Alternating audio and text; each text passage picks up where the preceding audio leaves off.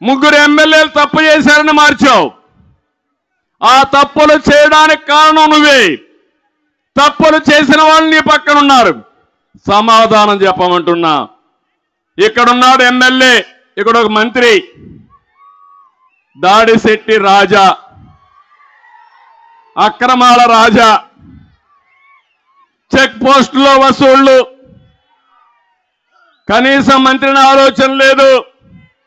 ఈయన మామూళ్ల దెబ్బకు వ్యాపారస్తులు పరార్.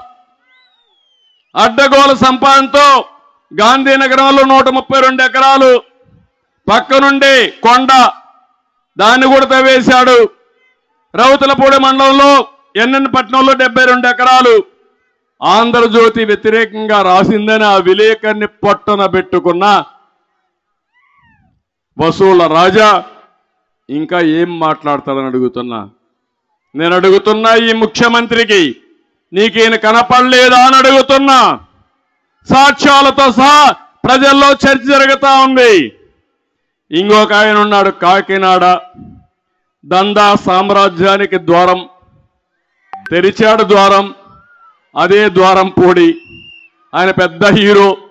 ఇప్పుడు నేను మొన్న పవన్ కళ్యాణ్ మాట్లాడితే ఇష్టానుసారంగా మాట్లాడుతున్నాడు. ఒకటే చెప్తున్నా, మీరు మెక్కినంత కక్కిచ్చే బాధ్యత మేము తీసుకుంటాం. ఖబర్దార్, జాగ్రత్తగా ఉండండి. మొత్తం మీరు చూస్తే జగన్ కు బినామీ, అది మదం.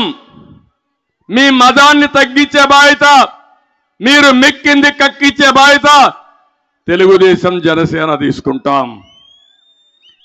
బియ్యం మాఫియాకి కర్మ కర్త క్రియ. ఈ ద్వారం పూడి, ఈ ద్వారం గేట్లు తెరిచేశాడు. జిల్లాలో ఏది జరిగినా కేంద్ర బిందువు ఈ ద్వారం పూడి. ఈయన ఒక పెద్ద హీరో అనుకుంటున్నాడు. మీ జాతకాలన్నీ మా దగ్గర ఉన్నాయి. మేము అనుకోనుంటే ఆ రోజే మీరు ఎక్కడుండేవాళ్ళో ఒక్కసారి గుర్తుపెట్టుకోమని హెచ్చరిస్తున్నా.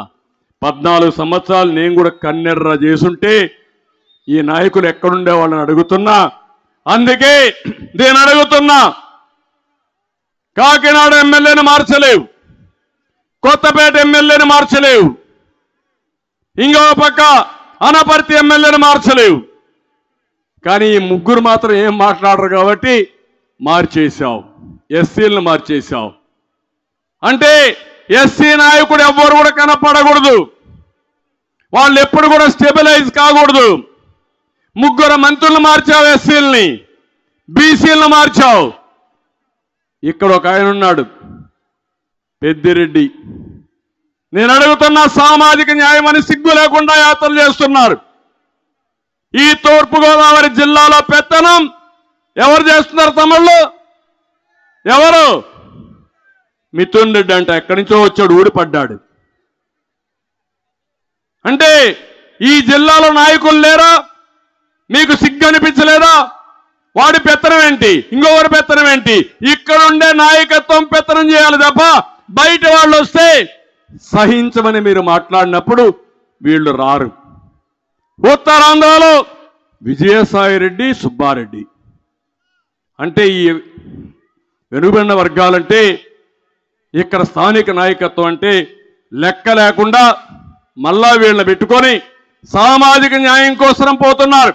ఇక్కడే ఒక బీసీని చూశారు, ఆ సుబ్బారెడ్డి కాళ్ళ కాడ కూర్చునే పరిస్థితి తీసుకొచ్చారు. అందుకే ఆయనకు సీట్ ఇచ్చారు. మంత్రిగా ఉంటే సీటు మార్చారు. ఇక్కడ గెలవడని ఇంకో దగ్గర పంపించే పరిస్థితికి వచ్చారు. ఇది సామాజిక న్యాయం అని అడుగుతున్నా. కాదు, ఇది సామాజిక ద్రోహం. అవునా కాదా?